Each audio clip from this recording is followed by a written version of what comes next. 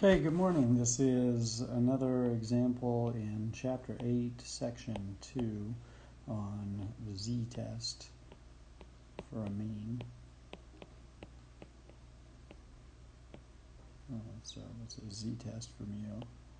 Okay, and we're going to proceed with example 8-4, located on the same, oh no, sorry, it's one page over.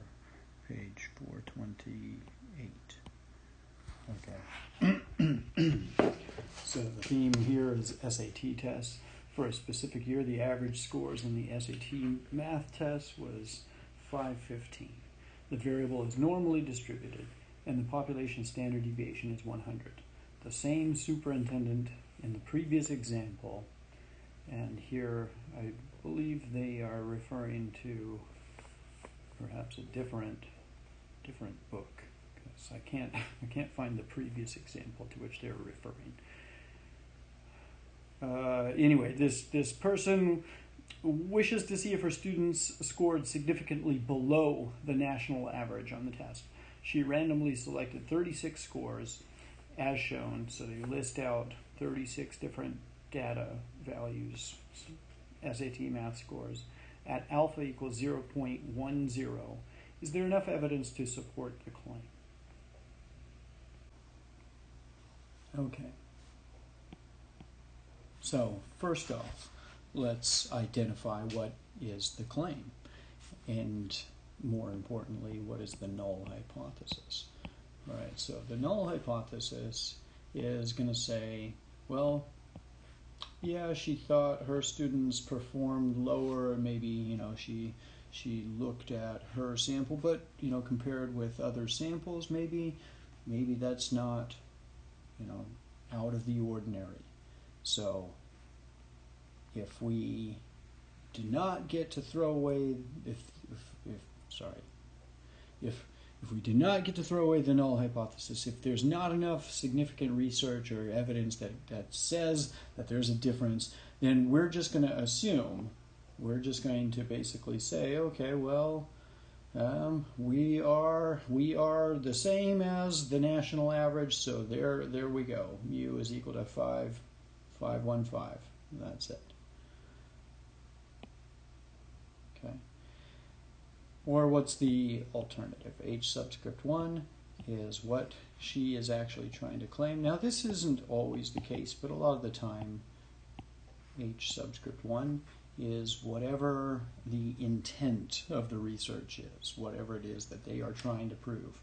And so she's claiming that her students' test scores on the math section are significantly less than the national average. Right, what's next? Well, step 2 is we need to find our critical value. So here it is going to be, whoa, that was horrible. Let's redo that one. Okay, that's better. Here it is a left-tailed test, so we're going to be looking at this z value right here. What is this z?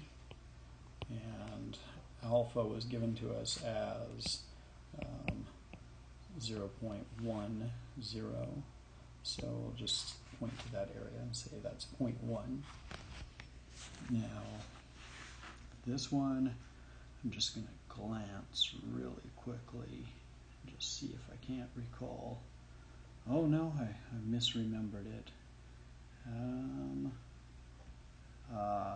Yes, there it is. Okay, so this particular z value, I did just look it up, but you'll find that there's certain ones that you just keep coming back to over and over and over. So after a certain point in time, you'll say, oh, okay, I've had to look up the z value that corresponds to this left area being equal to 0.1 so many different times, and you know what? It's always negative 2.33 every single time. So you know what? I think I don't have to look it up anymore, because I've memorized it, or I've remembered it at least. That's what we can say a lot of the time. All right, now step 3, we got to compute the test statistic. So first of all, we got to remember, how do we do that? The z-score for this is going to be our chi-bar minus mu. All right, and again, remember here we're not creating a confidence interval for mu. We're saying, okay, hypothetically speaking, here's mu. It's equal to 46, or whatever, and we're making a test. So this mu that we're putting in here is the hypothesized or theoretical value of mu that we're trying to test. And that's divided by sigma, divided by the square root of n. So we're going to go ahead and pause here, because the first thing that we need to do is we need to take that raw data and we need to go ahead and compute the average. So before we can actually compute the test statistic, we have to do some background computation and come up with chi-bar to feed into that formula. So chi-bar, well, I'll let you do that, but what do? We add up all of those data values and we divide by the total number, which is 30. And so we get out 509 point, well, we'll round it to one extra decimal place, but that rounds to 0. So we'll just say it's 509. Now, plugging that in, 509, all right, minus our conjectured or hypothesized value for mu, that was 515. That's all going to be divided by, here we have to go back. Oh, right, the standard deviation is 100. And we're dividing by the square root of, here she was nice to us and took a sample size that happened to be a perfect square, so we can do almost all of this without a calculator. So 509 minus 515, that's -6.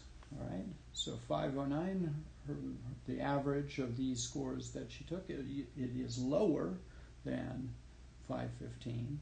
So the z-score, yeah, it's going to be negative, but is it significantly lower? Is it going to be low enough that it's over here in the rejection region?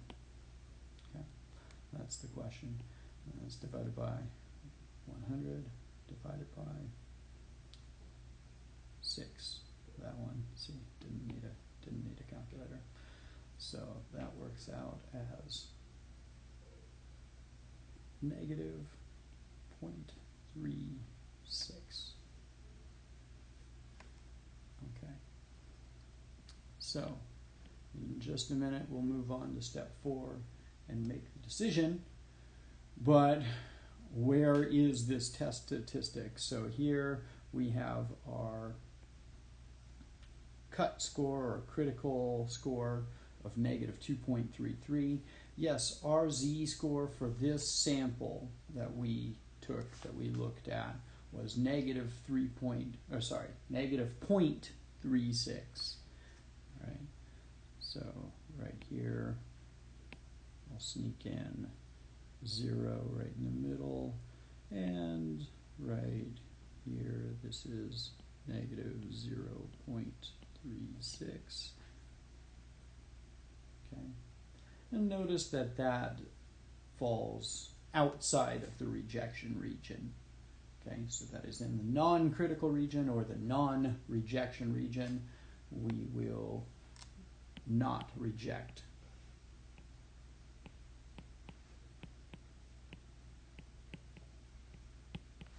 H subscript 0.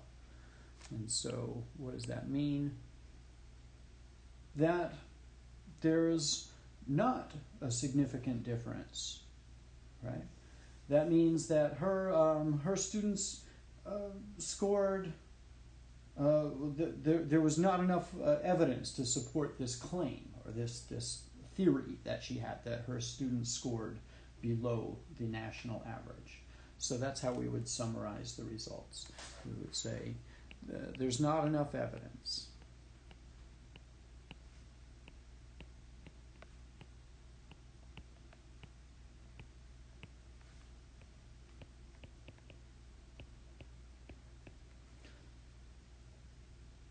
There's not enough evidence to support this claim